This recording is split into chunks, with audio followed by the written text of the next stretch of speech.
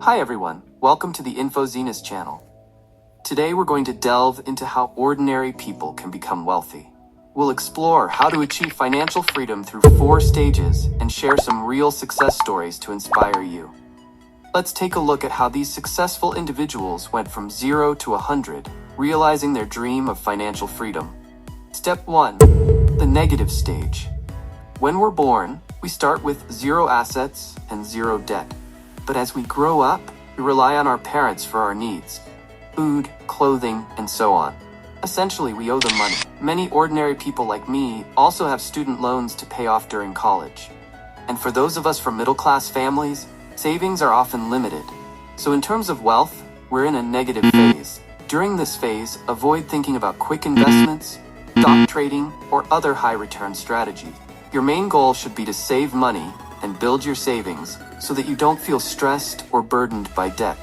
If you invest or try any small businesses with existing debt, any minor financial issues will create significant stress and emotional strain, which can lead to losses and more debt. In such conditions, people tend to become short-sighted and impatient, trying to make quick money. This makes them vulnerable to scams, which is why investment fraud is so prevalent today. Losing money leads to a desperate attempt to recover it quickly, creating a vicious cycle of debt. Let's look at a real example. Henry Ford. In 1899, he founded the Henry Ford Company, which focused on car design and production.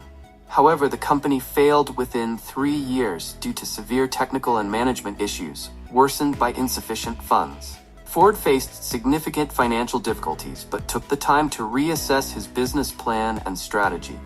He improved car designs, explored new production methods, and negotiated with investors to raise funds. 2 years after his first failure, Ford founded the Ford Motor Company in 1903. This time, he avoided rushing and used accumulated funds and investor support to establish a solid financial foundation. With improved production methods and the launch of the Model T, Ford Motor Company succeeded and achieved significant accomplishments in the automotive industry. While Henry Ford's story ultimately led to great success, not everyone is as fortunate to experience a second chance after a major failure. Therefore, if you're in the negative phase, focus on saving money and gathering funds. Let your savings become one of the stepping stones to wealth. Step 2. The 0 stage. Now, when you start to accumulate some savings, but not a lot, you enter the 0 phase. At this point, you have no debt and are starting from 0. Key here is to resist temptation. In today's advanced internet age, social media bombards us with information. People traveling the world, living luxurious lives. You'll often see friends enjoying high-end food and places, which might make you feel tempted to do the same. You might think, I want to be like them. Otherwise, my life will be boring, and friends might think I'm out of touch. But if you give in and start spending like others, you're setting a financial landmine for yourself. The reason is that you won't save money, and with the same 10% return rate, investing $10 versus $100 yields vastly different results. So focus on building your first substantial savings before considering travel or luxury experiences. Your friends who indulge in high-end lifestyles might come from wealthy backgrounds or have different money perspective. If you aspire to be wealthy, stay focused on your goals and develop a long-term vision, rather than chasing immediate pleasures. I remember when travel became possible again after COVID, and friends suggested we go on a trip. I decisively declined because my savings of $10,000 were almost depleted. Traveling seemed impractical. My friends used credit cards and planned to pay in installments, but I chose to prioritize my future wealth over immediate enjoyment. Real-life example: Oprah Winfrey. One of the wealthiest women in the world, Oprah Winfrey exemplifies rising from poverty to achieve financial freedom through frugality and perseverance. Born in poverty in Mississippi in 1954, Oprah faced many challenges, including being raised by her grandmother due to financial hardships. Despite these obstacles, she focused on education and earned a scholarship, beginning her career in broadcasting. At this point, Oprah was in the 0 phase, dedicating her earnings to investment and career growth, rather than personal enjoyment. Her efforts paid off when she got the chance to host The Oprah Winfrey Show, providing widespread recognition and a stable income. With the funds and influence accumulated, Oprah founded her media company, expanding into film and publishing.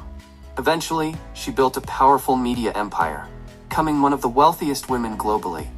Oprah's story highlights how maintaining frugality and focusing on career development, rather than succumbing to immediate pleasures, can set a foundation for future success. Starting with nothing, she focused on accumulating funds and opportunities, leading to significant achievements. Step 3. The comfortable stage. When we have some savings but are not yet wealthy, we enter what I call the comfortable stage. At this point, we can start dividing our money into several parts. You can allocate your money into investing in yourself, investing money, and maintaining an emergency reserve. First, invest in yourself. There's an old saying, live and learn. In today's world, if our knowledge doesn't keep up, we'll quickly become outdated. So, use part of your money to improve yourself.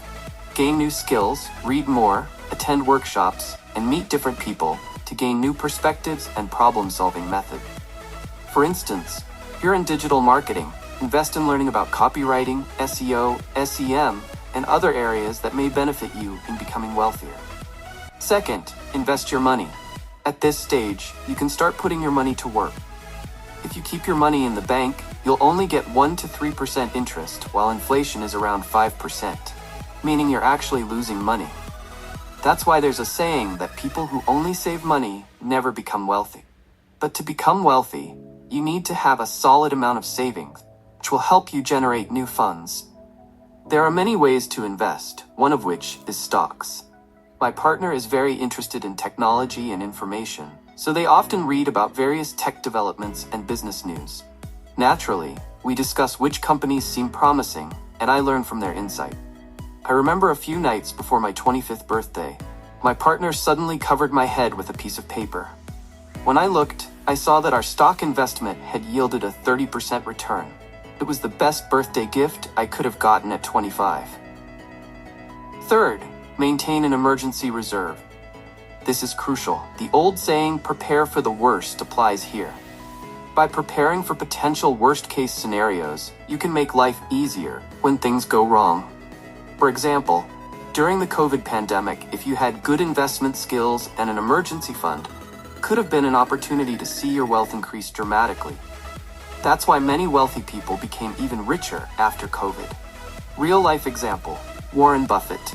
In the 1950s, Buffett had already accumulated some capital and was in the comfortable stage, figuring out how to effectively use this money. He decided to invest in long-term potential stocks, particularly those undervalued. Buffett is known for his wisdom in choosing companies with long-term growth potential and avoiding the impact of short-term market fluctuation. His early savings laid the foundation for his later success. He focused on companies with competitive advantages and stable earnings. For example, he invested in Coca-Cola in 1988, which paid off significantly due to its long-term growth potential. Buffett's strategy involves holding quality stocks for the long term and not selling due to market volatility. By investing in undervalued quality companies, continually learning, and sticking to long-term holdings, Buffett transformed his early savings into substantial wealth. His success offers valuable lessons for all investors. Step 4. The wealth stage. When we have a stable foundation, various income streams, an emergency fund, and start generating passive income from investments, we enter the wealth stage. Simply put, when our passive income exceeds our living expenses, we have achieved financial freedom. So calculate your living expenses. Regardless of whether you buy a house, get married, or have children, estimate how much money you need for your desired lifestyle. For example, your annual living expenses are $20,000. Your financial freedom goal is to ensure you have at least $20,000 in passive income each year, perhaps $25,000.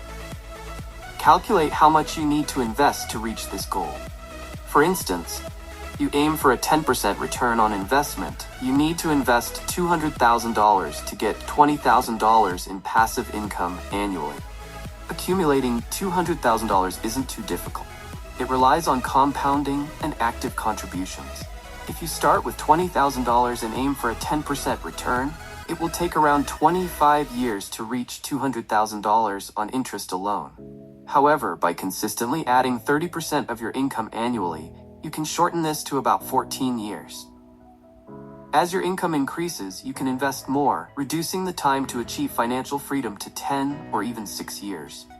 I learned from Buffett and invested my first savings in ETFs that track the S&P 500 companies.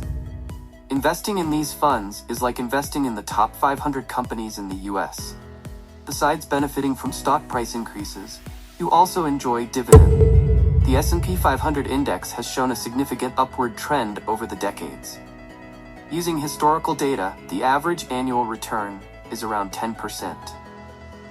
Let's take a look at the annual return rate for each year to evaluate whether it meets the expectations of the long-term average return rate. The above data is based on market estimates and chart trends and may differ slightly from actual figures. Over the past 5 years, the S&P 500 has exhibited impressive performance, with an average annual return of 15.44%, surpassing its historical average of 10%. In 2019, the index saw a 29.2% growth, fueled by strong economic performance. Despite the pandemic in 2020, it still managed a 16.3% increase due to economic stimulus measures and vaccine rollouts. The market continued its upward trend in 2021 with a 26.9% rise as the economy recovered post-pandemic.